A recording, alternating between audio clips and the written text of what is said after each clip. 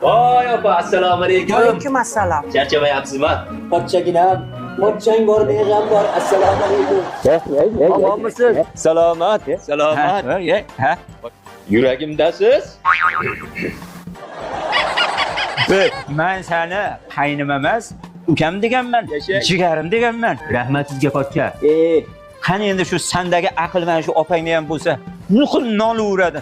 Ha endi bilmasdan ozgina suyoq solib borgan ekan, qassob miyamni qatiqni chiqaryapti-da hozir. Endi opa unchalik maydalashmangda. Men shu bir gapni aytaman. Hovlingizga men pochcham deb kelaman. Bu insonda odamgarchilik bor, mehr oqibat bor. Bu laqma pochchangdan charchadim.